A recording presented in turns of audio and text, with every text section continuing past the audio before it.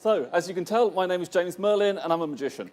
So, when I was going to come to do the talk, now obviously I had to pop to the magic shop and get a little piece of magic to show.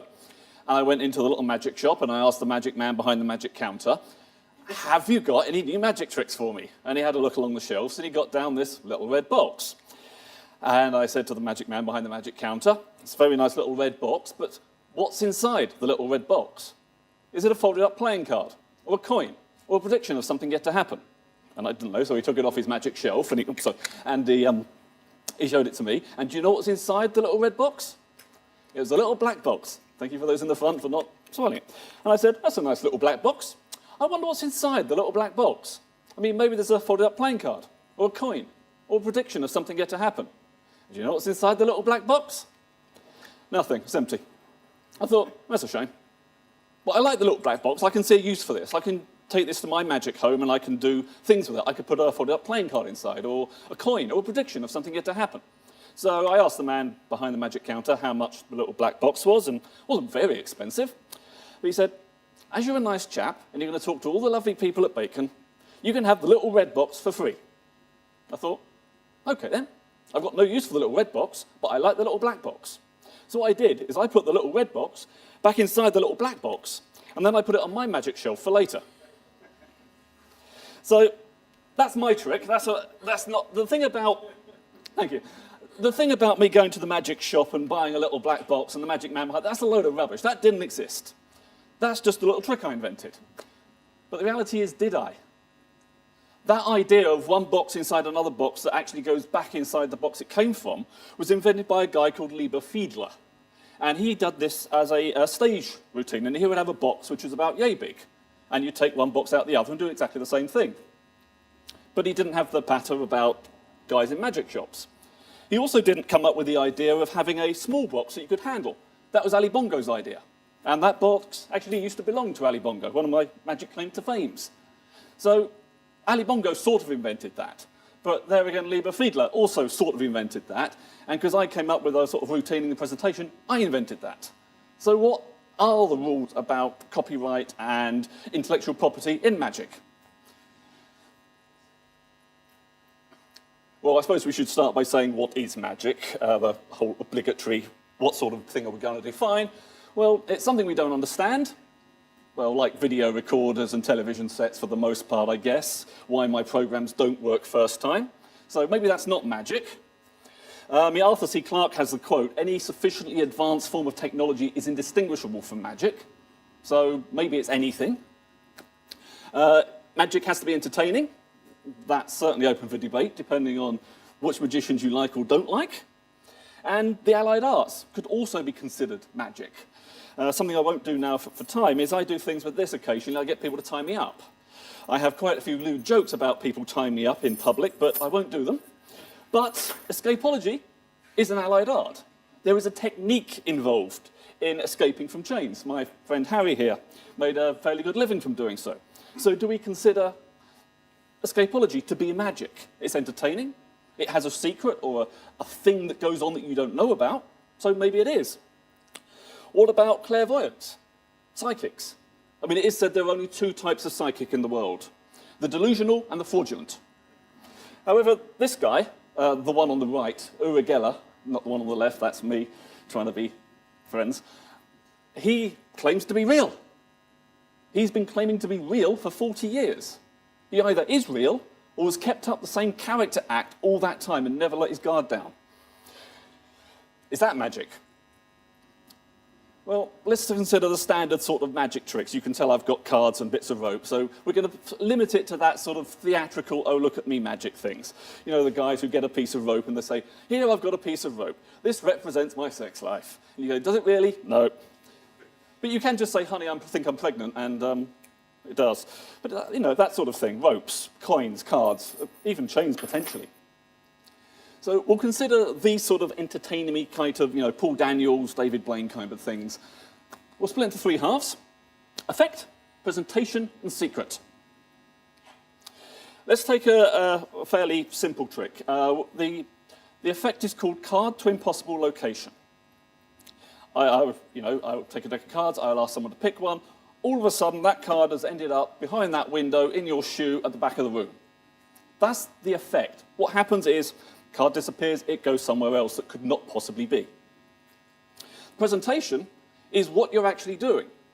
Now, I could present it in a very standard, pick a card, here's your card, it's in the deck, now it's gone. Or you could be like Penn and Teller, where the card, instead of ends up behind the window, it ends up in a tank where Teller is dying because he hasn't got enough oxygen.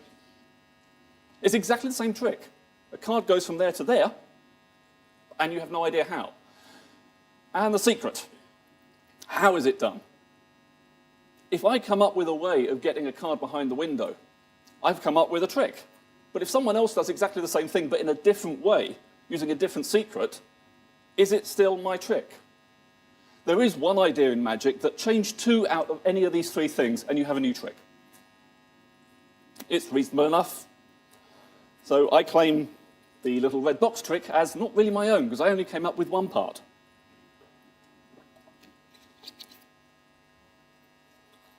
These are all, this is an interesting case of independent invention. Sting wrote a song many years ago called Shape of My Heart. It has a lyric that goes something like, I know that the spades are swords of a soldier. I know that clubs are weapons of war. I know that diamonds mean money for his art, but that's not the shape of my heart. The 4 suits and the cards. Do you think any magician alive didn't hear this song and think, there's a card trick in this? And then the song continues. He may play the jack of diamonds, he may lay the queen of spades. Do you think every other magician who hadn't thought of it by this point had got it at this point and then invented a little card trick using these cards? Yeah, they did. And every magician is now fighting with every other magician claiming they have the rights to that trick. Sting could not be reached for comment. So that's what we're going to say as is magic. It's this sort of fluffy stuff. What is the secret?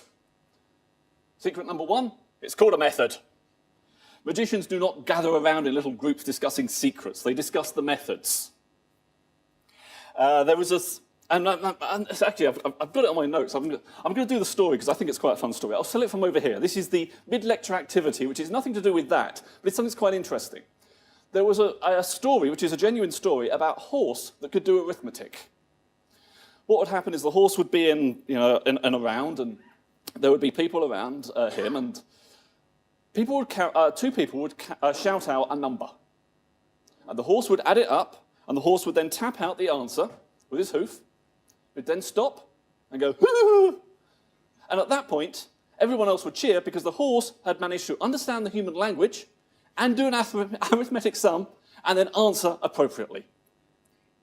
And this was fantastic. This was a fantastic act. People came all around to see it. But there was a method to it. And some people are looking for, well, what is the method? Well, the method was discovered when they tried to catch him out. And if you want to catch out magicians, it's easy. What they did is they whispered the numbers to the horse. Because at this point, the audience didn't know what the sum was going to be. And as the horse was approaching the actual answer, everyone went, you couldn't really hear it, but the horse is sensitive, so the horse could hear it.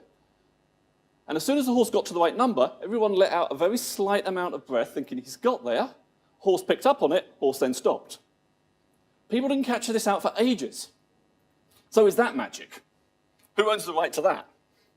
I mean, it could involve a skill. This method could involve sleight of hand, but it's a method anyway. So how do we protect them? Or rather, how do we try to protect them? Copyright. This is the most obvious thing.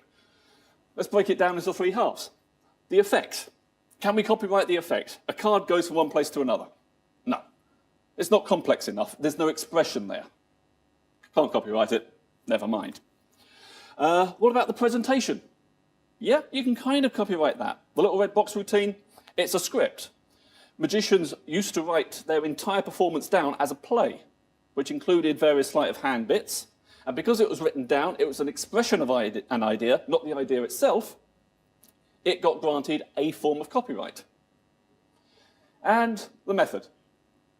Yeah, you can't copyright the method. It's a list of instructions.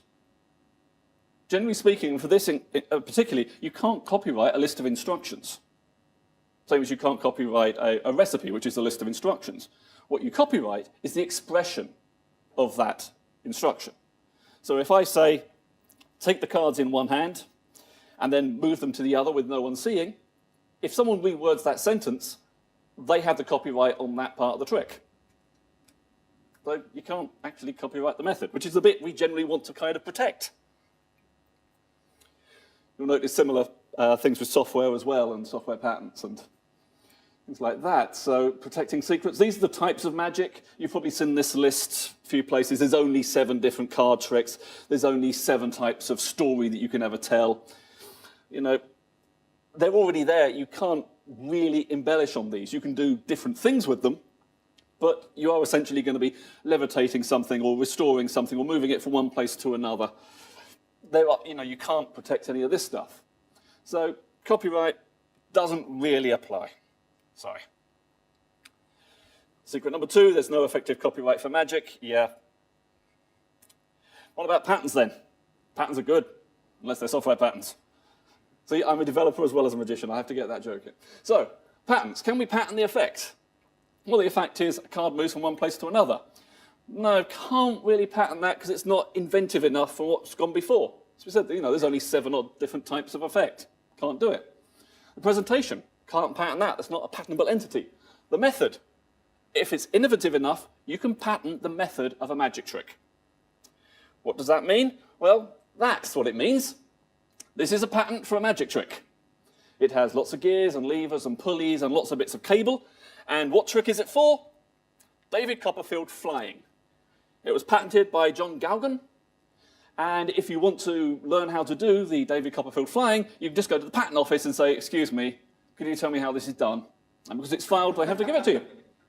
And if you don't want to know the result, look away now. That's the patent. And thanks to Google and pretty much everything else, you can now just grab it online. So it's not protected. So you can't patent the secret either. And that's the bit you want. But the only way of protecting the secret is by telling everyone what it is. That's a bit daft. License agreements is something that people are beginning to try and look into. Doesn't particularly work because what you essentially have, you go into a magic shop and you'll buy a book such as this, and you'll spend about 25 quid on that. But because you're selling secrets, it's not done like this so you can flick through it. It's all wrapped up in transparent plastic kind of stuff. You know, like the books you get in sex shops, those sort of things? So glad there's a few people nodding at that, not just me. They're all wrapped up, so you can't even have a look or flick through. But inside it may say something like, this book presents tricks that you can perform for yourself, but you can't perform them on television, and you can't sell them. That's a license agreement. Inside a sealed packet. Can anyone say end-user license agreement? Yeah, they work well, didn't they? Doesn't work for magic either. Plus, you've got the other issue. There's no way you can prove it's not a mutual invention. As we saw previously with the Shape of My Heart, 2 people can come up with exactly the same trick. And there lies the other problem. Magic's based on secrets. If everything's a secret, how do you know if you copied someone else, unless you know every single secret? Craziness. So, how do we actually protect it? Well, the reality is rather dull.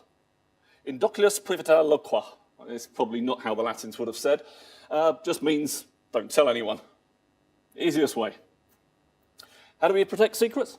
Money. Believe it or not, you know, as I say, books like this, 25 quid. Standard card trick may cost you, probably about 10, 15 quid. And for that, you will get a piece of paper and 2 cards like this. Now, some people will probably know how this is done. Here I have 2 black aces, and I will turn them into a black king. Are you ready? 2 black kings, you ready? And 2 black kings. There you go. What do you reckon? You're all thinking it's on the other side, aren't you? The aces are just, yeah, you're right. But where did the red kings come from? That's the other question. It's a crap trick, I know. But that's going to set you back 10 quid. Would anyone actually pay 10 quid to learn how to do that? I wouldn't. There's a phrase we have, which is a nice phrase, priced to keep out the merely curious. Which means if you were really curious about that trick, and lots of people said, wow, how's it done? That trick would be sold for 200 quid, not 10. Just to stop people from buying it. Because if you've spent 200 quid on something, you're probably not going to give it away for free because you've spent all that money. So we use money, essentially. And ethics, as you kind of expect. You've probably heard about magician ethics and don't tell secrets and all that kind of stuff. It's actually moderately true. We generally don't share secrets. So this is a quote from a very famous magician whose name will mean nothing to pretty much everyone. He basically invents tricks for David Copperfield. And if you search him out, you can actually find he discusses certain secrets, but not in a way that you'd know they were secrets.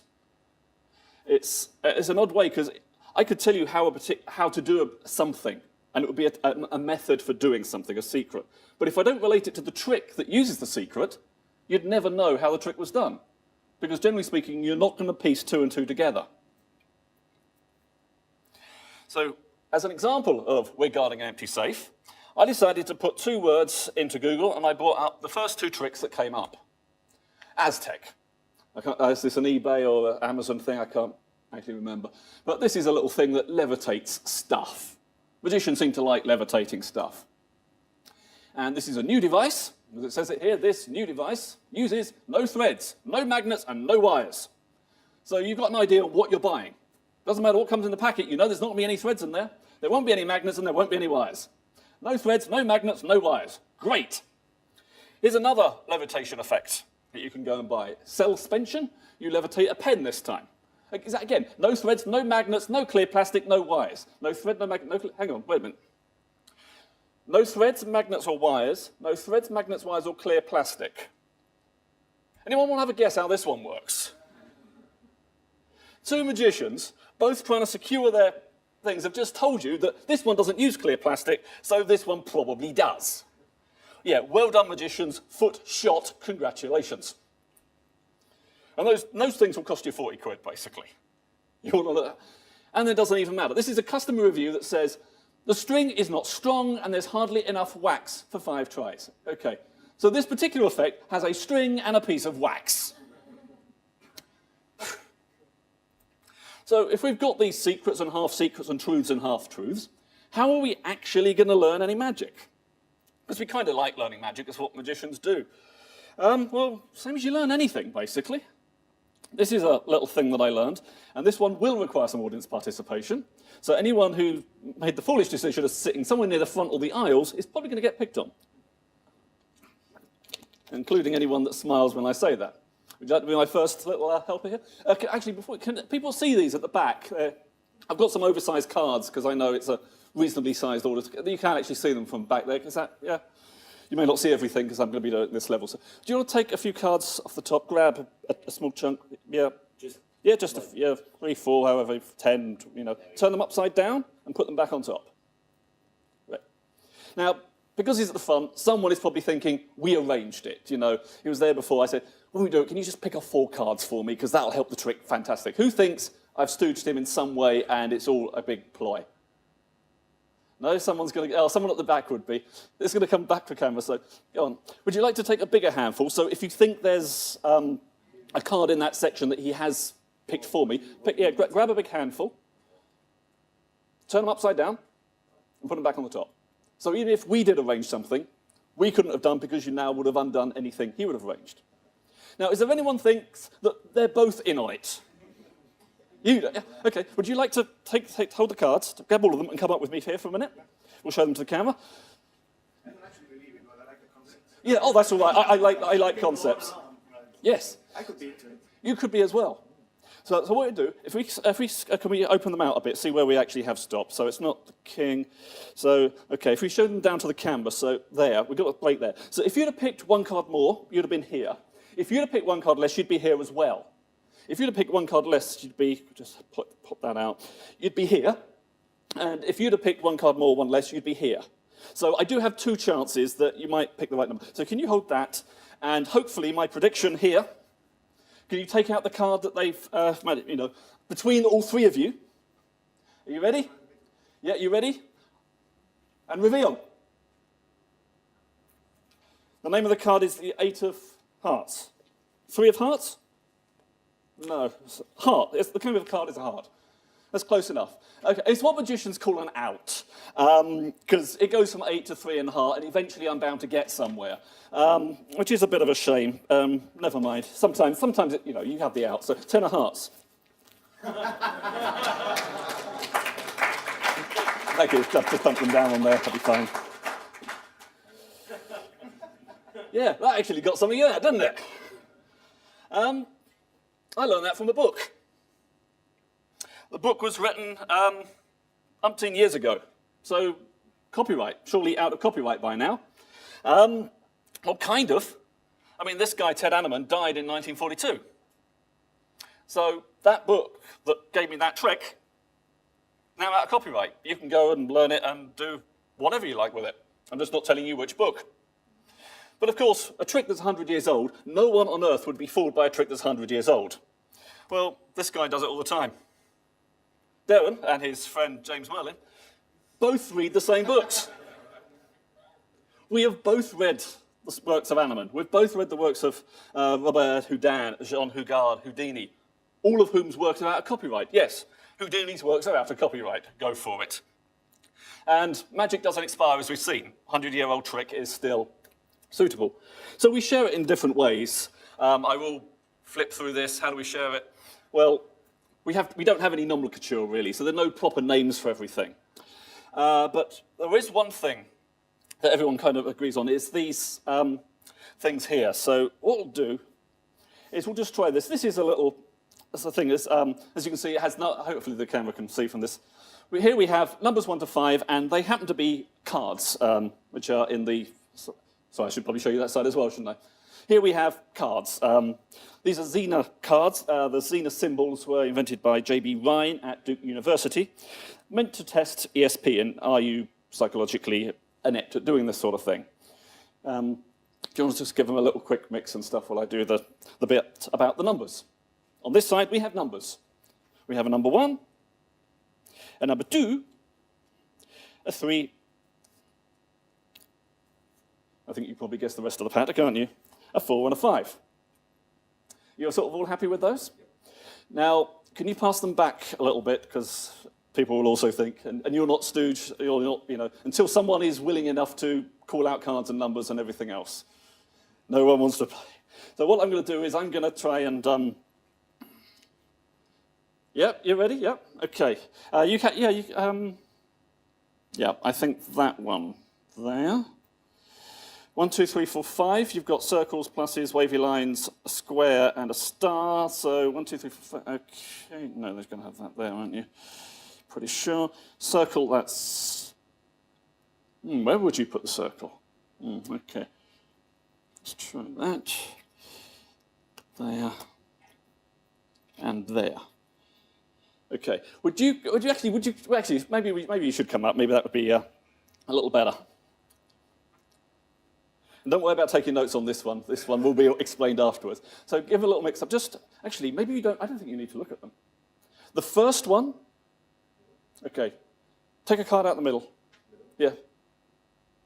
We don't need to show anyone just yet, because otherwise it'll spoil the suspense. Can I take, I'll put this on the first slot.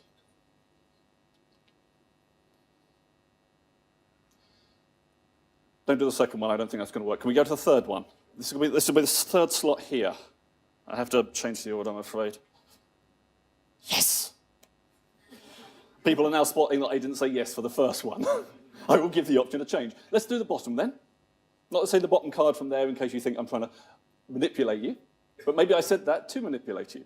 Give me a card that you want me to put in the bottom slot. You reckon? Slide that in. Yeah, coming through. So 2 more. Give me any card and tell me if you want it to go here or here. The 2 slot or the 4 slot? Number 2. And that probably has to go number 4. Now, would you like to swap any of those around? No. No, good. Okay, so before you pick those, I put the cards in. I had an idea on what the sequence should be, and I kind of tried to cajole you. Which means if these match, this is going to be more than just a coincidence. You may now retake your seat. Now, you're probably wondering, how's that done? And I did say I was going to tell you, but the thing is, I've already told you. What's in slot number 5? It's a square. Chapter 5, square at the end, square in the middle, square here, square there. You've been staring at that for the last few minutes. What was chapter 4? If I go back, learning magic, What was in chapter 4? Look at the symbol at the very end, the wavy lines. Symbol in the middle, wavy lines. What's in chapter 3? Protecting secrets. What symbol do you reckon is going to be at the end? I know, lots of slides, wasn't there? Plus sign. Plus sign at the end, plus sign in the middle, plus sign on the other side. What do you reckon is chapter 2? Yes, of course it is. You've kind of got, and then chapter 1. What is magic? Well, that is. Good night.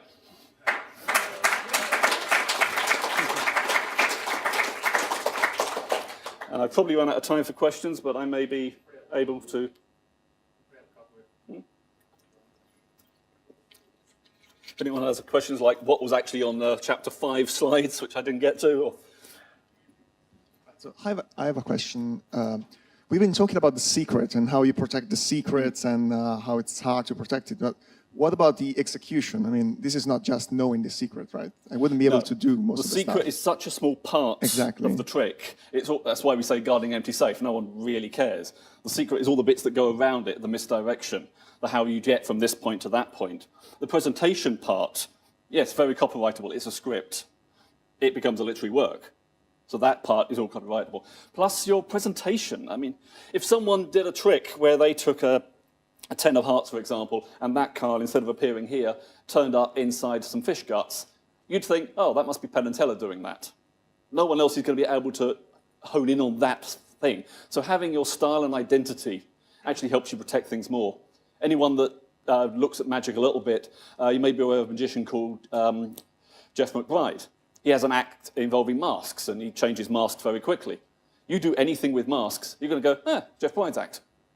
So that is one of the more effective ways, but that requires effort. And most magicians are bone idle, lazy, and incompetent, and they can't be asked to go and learn anything. They just want to go down the magic shop and pick up a magic wand that appears from thin air, because we just can't be bothered to do the proper stuff. How much is that? 50p. And I'm not joking that, it's a... We've got 2 front and back, so... Our movies like The Prestige and Illusionist, they actually give true representation of what it's actually about. Yes, they are completely true. That is exactly what happens. Yeah. There were bits in that which are true. Yeah. There were bits in that which are historical. It's like, yeah, they did do that. And that does, to a certain extent, include certain animals getting killed. Things change. Yeah. There are certain things which are also very obviously not true, but it's a film. If you had a film of what actually goes on in magic, you'd be brought senseless. Yeah. A bunch of guys, and they are usually guys, sat around in a room saying, well, I've just noticed that if you move your finger from here to here on the deck of cards, it's completely different. That's not fun at all. So there are big chunks, but it would, we'd have to go through the film bit by bit and say, that bit's not right, that bit's not right. But at the end of the day, it's entertainment. Magic is entertainment. So if it works for you as a film and you think, oh, I wonder if that's possible, then it's done its job. Yep, we had one down at the front. I'm wondering if you've seen Arrested Development. I don't do tricks, I do illusions. Exactly, because there's the Magicians Alliance, which is like a union for magicians, basically, and any magician who spills a secret gets blacklisted and can't work, Yes. So is there anything like that in real life? Yes, there is. Okay. And there are several of them. The most famous one in this country is the Magic Circle. We also have the IBM, which is International Brotherhood of Magicians. That's in the US and here. And there's a Society of Amateur Magicians, even though most professionals join it as well. And they all have the same set of rules. You don't tell secrets, you don't do this to the other. The thing that's interesting is when I said that we protect secrets by money, that's more true than you really want it to be. Magic Circle have a thing where if you put out a book, the price of the book has to represent the secrets inside it. So obviously the people at Magic Circle get to learn all the secrets all the time. Plus if your book is sold too cheaply, they can kick you out. Why would your book sell too cheaply? It's my book, I want to sell it for 20 quid. Well, that doesn't stop a bookstore from saying, I've got a whole load of these, I can't flog them, I'll sell them for 2 quid. You're now under this magical threshold that the Magic Circle say you can't go underneath, and they kick you out. And it happened. Dominic Wood, of all people, the little kid's TV presenter, chappie, he's also a magician. He got kicked out because one of his books was sold too cheaply. So, yes, these things do exist, and they do have arcane rules from the 1800s that probably should have been abolished.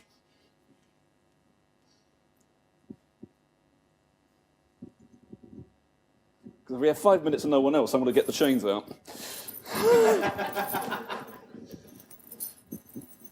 Do we have a chain? You send the chain. You see this? Yeah. Do you want to just sort of give it make sure it's a real chain. It's not one of these magic shop chains. Yeah. And that's a rather small padlock, unfortunately. Yeah, I can't afford the big ones. Yeah, well, they're quite expensive. So actually, I can't even chain myself up now. Someone's going to do the jokes for me, I know, but I'm trying not to. Okay, do you want to just give me a quick tug? Yep, you're sure that's solid? Yep. It's not. Yep. Yeah, if you pull hard enough, you will actually manage to break the chain. Someone. Well, the thing is more about like being soft with it. Yeah. I did it first time. It's the first time I managed to get. Okay, there's another chain there, the silver chain. Yeah. Can you pull the chain through the silver? Pull it tight again, and then you should be able to padlock the end of that up to one of the other links. The end of Yeah, the end of that chain. to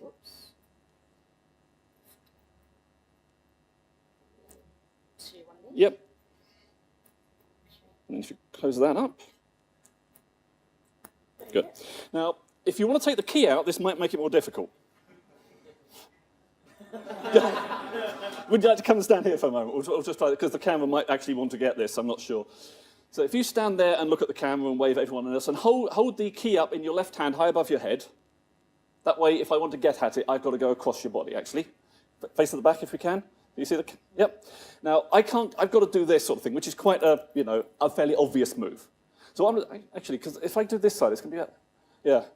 Actually, can you hold this in your right hand for me? And can you hold that in your left hand? Thank you. Oh, no, that really will be the end. Thank you for that.